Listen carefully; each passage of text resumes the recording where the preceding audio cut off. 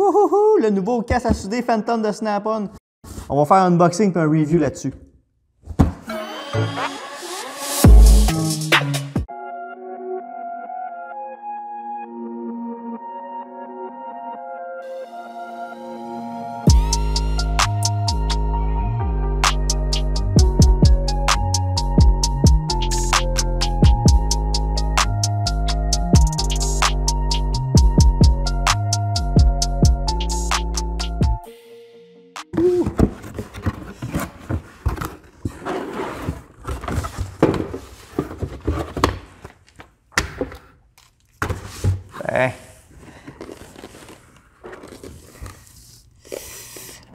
Ouf, que c'est beau, que c'est beau.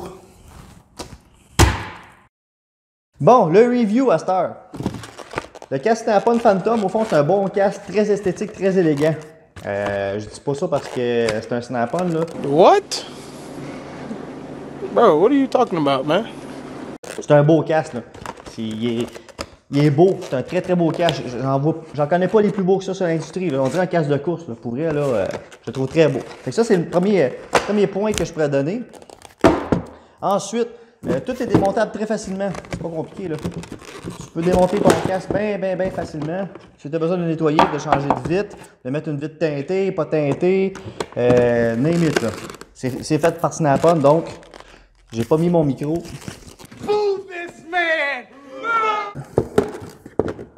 T'enlèves la vitre, t'en mets un autre, puis tu continues à souder. That's it. Deuxième point, vous avez peut-être remarqué ici, là, c'est pas par parure, c'est une vitre à 180 degrés. Donc, quand on peut souder, on voit tout le tour. À quoi ça sert? À rien. Mais c'est pas... ça sert à rien. La vue périphérique, vous allez me dire, c'est quoi ça? Ça ici, c'est pas des plastiques. C'est pas par parure, c'est des vitres, on voit à travers. Donc, quand vous soudez, vous voyez autant les angles morts, vous voyez tout autour de vous. Tout de suite. En plus, regardez bien ça, comment que ça se clip bien. Wouhou! Hein? C'est simple, ça. Ah! La lumière. Là, tu vas me dire, hein? La lumière? Oui! Regarde bien ça. Ça vient qu'une belle lumière.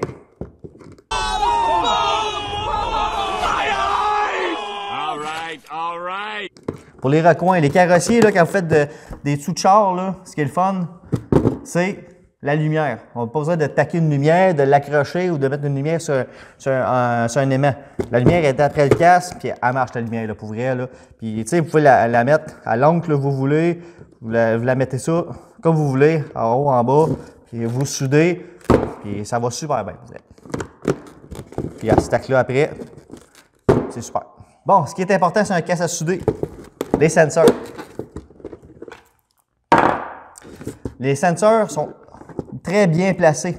Ce que je trouve plate sur des casques cheap, c'est que le casque est super bombé. La vitre est encastrée dans le casque, puis les sensors sont loin dans le casque. Fait que la minute que tu te penches un peu, il y a une casquette au-dessus du casque, là, tu te fais éblouir. Puis celui-là, non. En plus, les deux premiers sensors sont dans le milieu, donc ils voient partout. Tu en as deux en bas qui voient tout autant. Donc, c'est des très bons sensors, très bien placés, puis ils sont très bien protégés.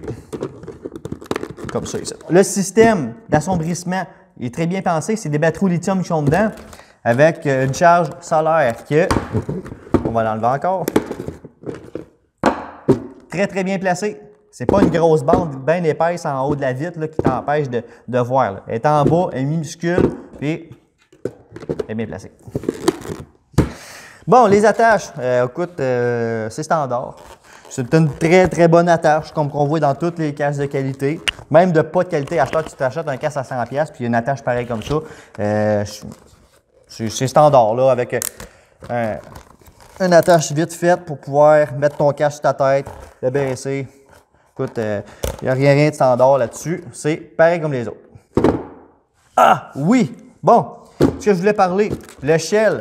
La coquille du casque, ce que j'aime, c'est qu'elle est flexible. C'est pas du plastique dur qui va casser à moindre impact. Puis aussi, quand on le porte, on sent vraiment qu'on a juste un casque tout le tour de notre face.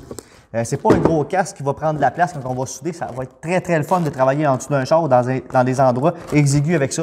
J'ai beaucoup de casques, puis au fond, c'est le problème des casques. C'est soit qu'ils sont trop carrés, puis qu'on s'accroche partout avec, ou soit que ça ne nous protège pas assez. Lui, vraiment, c'est comme un casque de course, là.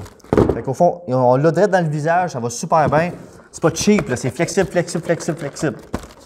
C'est un casque qui est mou, là. Ça va super bien vieillir. Ah! Bon, l'électronique, c'est pas très, très compliqué. C'est très, très bien fait. Même avec des gros gants, tu peux changer les boutons. C'est pas des boutons poussoirs, des boutons que tu pèses. Puis là, tu es rendu en train de souder. Puis là, il faut que tu essayes de trouver le bon setup. Tu graines, tu soudes, tu graines, tu soudes. Ça, c'est parfait. Tu as juste à peser le piton. Tu regardes la lumière. Puis tu as une petite lumière OLED. C'est super.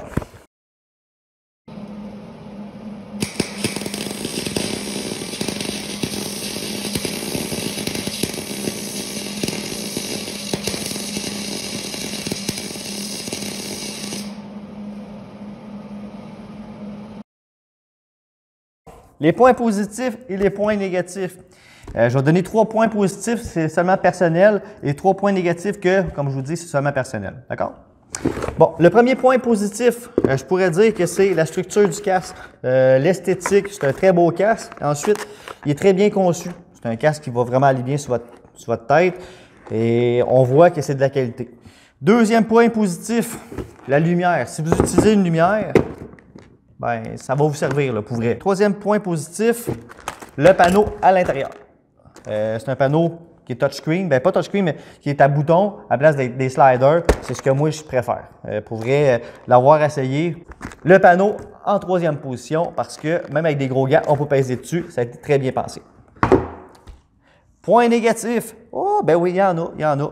Le prix. Premièrement, le prix qui se détaille à environ 500 $ pour un casque comme celui-là. C'est un casque de très bonne qualité.